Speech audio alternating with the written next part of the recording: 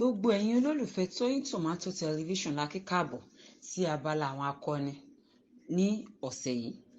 A fẹ́ sọ̀rọ̀ nípa Alhaji Babatundé Saheed, ẹni tí gbogbo àwọn èèyàn mọ̀ sí Oluomo Kútọ̀nù.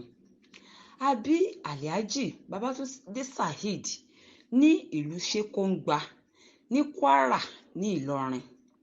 A bí wọn ní ọjọ́ 10 oṣù kẹwàá. Ká má fa ọ̀rọ̀ gùn lọ, bàbá ti pé ọmọ ọdún 67 lórí òkè èèpẹ̀. Àdúrà tiwa ni pé kí Ọlọ́run túbọ̀ bá wa lọ́ra ẹ̀mí bàbá. Odù ní Oluomo Kútọ̀nù jẹ́ láàrin àwọn akọ̀ròyìn ní ìpínlẹ̀ Èkó àti káàkiri. Wọn kì í ṣe àìmọ̀ fún olóko rárá, nítorí pé bàbá gbogbo àwọn akọ̀ròyìn ni wọ́n. Ṣàṣà ni àwọn akọ̀ròyìn ní ìlú Èkó àti agbègbè rẹ̀ tí wọn kò mọ Oluomo Kútọ̀nù. Oluomo Kútọ̀nù kò ní àǹfààní láti ka ìwé ju ìwé 6 lọ, nítorí pé àwọn òbí wọn kò fi bẹ́ẹ̀ ní owó lọ́wọ́ lásìkò náà. Lẹ́yìn tí Oluomo Kútọ̀nù jáde ìwé 6 ni wọ́n lọ kọ́ kéwú. Wọ́n dẹ̀ kọ́ nípa ìṣègùn ìbílẹ̀.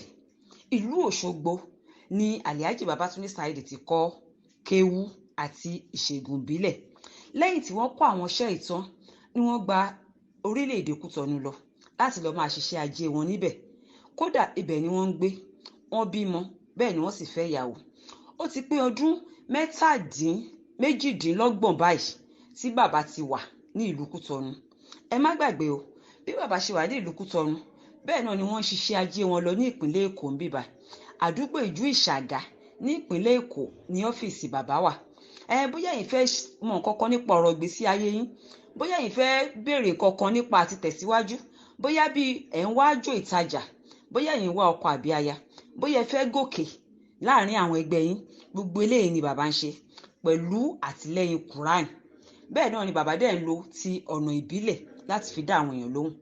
Tó bá wá jẹ́ pé ẹ̀yin fẹ́ rí bàbá àbí ẹ fẹ́ mọ bàbá, ẹ lè kàn sí nọ́mbà Tóyìn Tòmátò.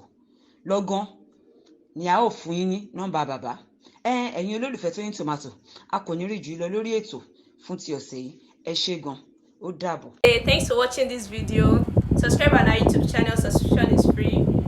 You can call us on 0080597807 for your event coverage. Thanks.